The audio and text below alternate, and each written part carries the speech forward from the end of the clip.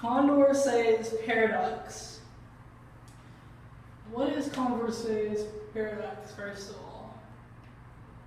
Have you ever been in a car and your mom turns around, maybe not, maybe so, she says, "Are you guys hungry?" Yes. And you're with your siblings, and you guys have to decide what restaurant to go to. So there's three of y'all. Yes. Let's assume that there's three of y'all. So we have person 1, person 2, and person 3. Alright. Let's assume that person 1 likes McDonald's. That's their first preference. Their second preference is Burger King.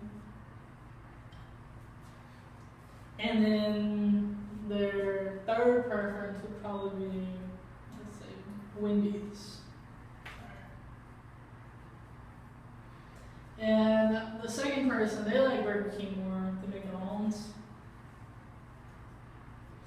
And Wendy's more also. And the third person, they like Wendy's most of all. And then McDonald's. And then Burger King last. Now, if you were to take a vote for everyone's first initial preference, this one likes McDonald's. So let's just assume that McDonald's is A, Burger King is B, and Wendy's is C. And if you guys were all to take a vote on your initial preference, you would get A, B, C. Mm-hmm. Have you guys decided on anything? No. Alright. Now let's take second preference. First person likes Burger King, which is B. Second person likes Wendy's, which is C. And the third person likes McDonald's, which is A. Have y'all still came to a conclusion? No.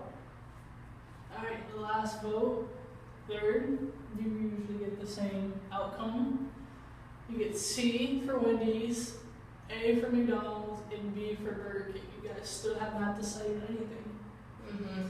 What we call this is a Condorcet's paradox, because you can't come to a conclusion because you guys all have different preferences. Mm-hmm.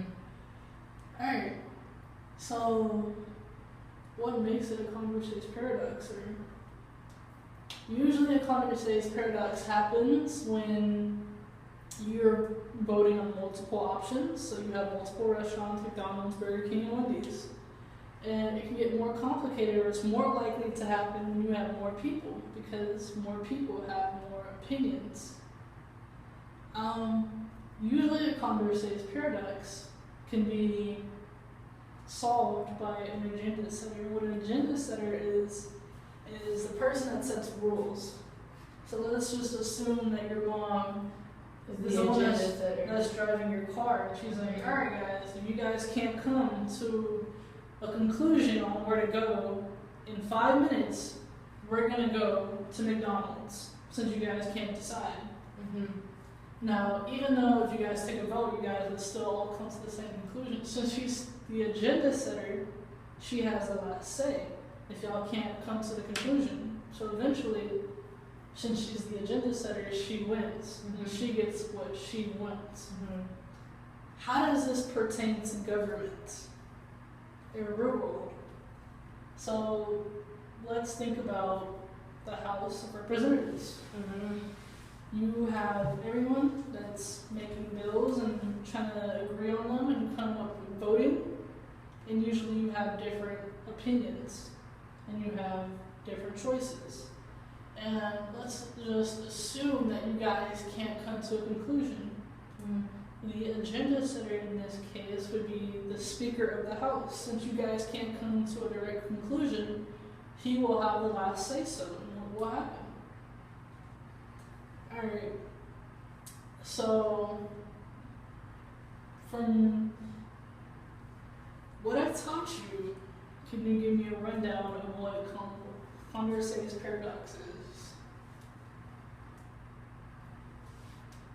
Like this, or Like any situation that you can think of, or even that. um,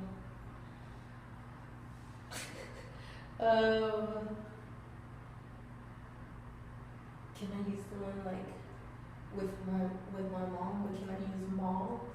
Alright, go ahead. Okay, so there's 3 people at home, and my mom is there, and she's telling us that we're about to get ready to go out, and we all want to go to the mall, but we all want to go to a different mall. So we can't all agree on which mall, but my mom is the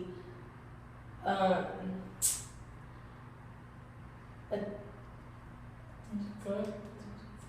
Agenda. agenda setter. my mom is the agenda setter, and she says that if we can't come to an agreement and say that pick which mall we want to go to, then we're going to Memorial Mall.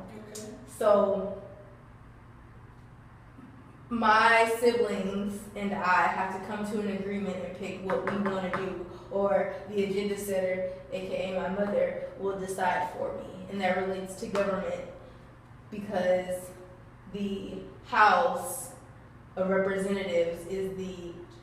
That's an example. Oh, okay, well then. Alright. Like that also relates to government. Like, say voting, people want certain things. Mm-hmm. Like say they want to pay less taxes, Mm-hmm. or better health care, Mm-hmm. or more national security. Mm-hmm. These are stuff that people have to vote on, and not everyone necessarily has the same preferences, as you can see. Yes. Mm-hmm.